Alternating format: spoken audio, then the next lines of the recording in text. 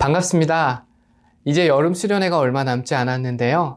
아마 교우님들이 게시된 포스터를 보고 궁금한 점들이 좀 있으셨던 것 같습니다.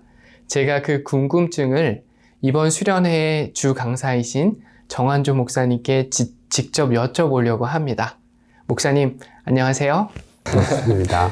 교우님들이 수련회의 포스터를 보고 가장 먼저 해주신 질문이 토파보기가 표준어냐, 무슨 뜻이냐 라는 것이었습니다. 혹시 괜찮으신 목사님 그 부분에 대해서 잠깐 설명 좀 부탁드리겠습니다.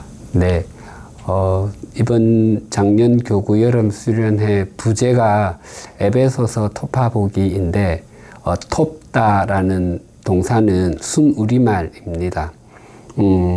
그 가파른 곳을 힘들어서 조금씩 올라가는 것도 톱다이고 또 그 이곳저곳을 모조리 샅샅이 살펴가는 것도 톱다입니다. 그래서 그 두 가지의 뜻을 안고 에베소서의 말씀을 힘들게 한 번 더 올라가 보기도 하고 또 구석구석 함께 살펴서 우리 믿음의 자양분을 삼기 위해서 에베소서 토파보기 이렇게 부제를 붙였습니다.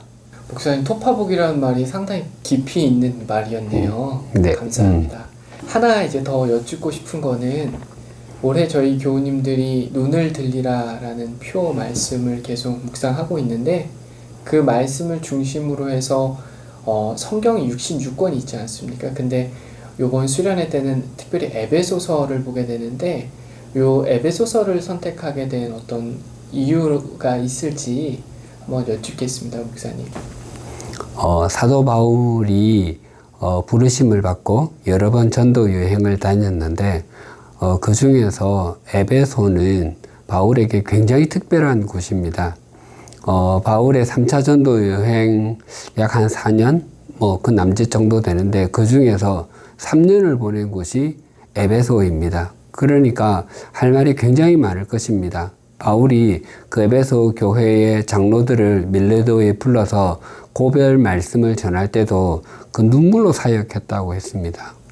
그래서 에베소에 대해서는 할 말이 정말 많을 텐데 에베소서는 바울 서신 가운데 가장 자기 자신에 대한 내용이 없습니다. 굉장히 공적인 내용만 있습니다.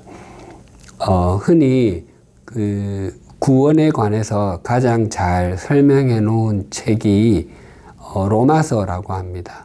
그런데 또 한 권 더 이 에베소서도 빼놓을 수가 없습니다.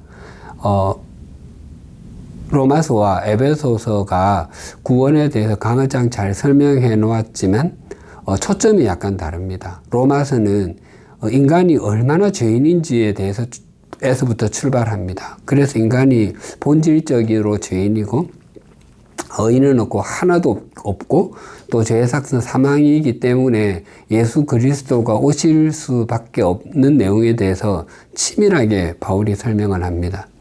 반면에 에베소서는 우리가 얻은 구원이 어느 날 갑자기 이루어진 것이 아니라 하나님께서 창세전부터 치밀하게 계획해 놓으신 그 하나님의 엄청난 그 구원의 역사에 대해서 기록이 되어 있습니다.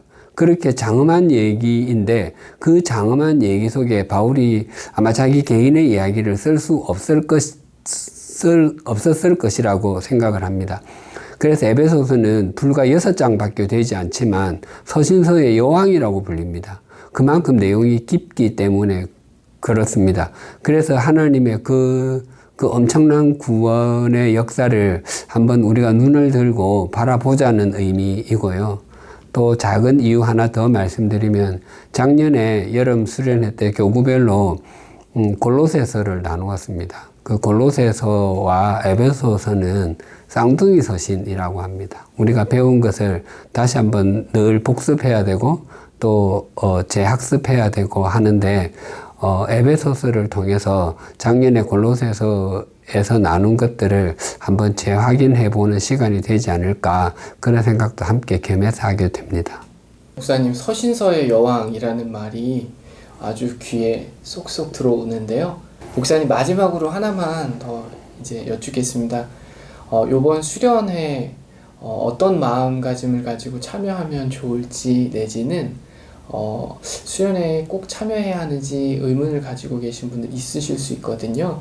그런 분들께 권면의 말씀 한번 해주시면 감사하겠습니다. 우리 교회가 교회에 대해서 설명을 할 때 교회는 주차장이 아니라 주유소라고 설명을 하곤 합니다.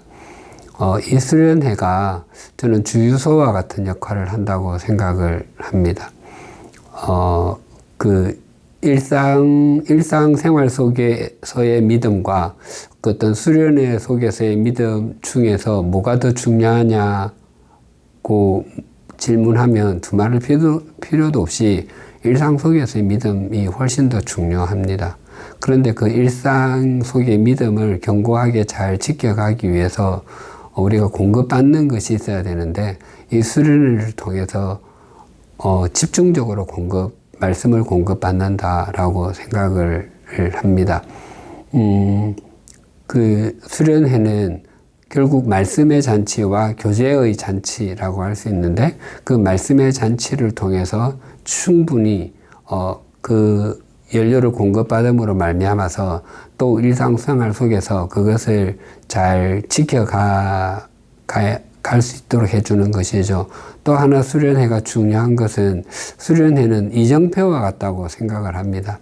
내가 지금까지 믿음의 길을 걸어왔는데 그것이 내가 바른 방향으로 가고 있는지 혹시 방향 전환을 해야 될 부분은 없는지를 확인해 보기 때문에 수련회는 내 인생 믿음 생활에 이정표를 제시해 준다고 생각하기 때문에 참 중요하다고 생각이 듭니다. 그래서 이 수련회를 통해서 우리가 말씀도 충분히 나누고 배우고 또 함께 참석하신 분들과 충분하게 교제도 나누고 그렇게 된다면 우리의 믿음이 좀 더 윤택하게 되지 않을까.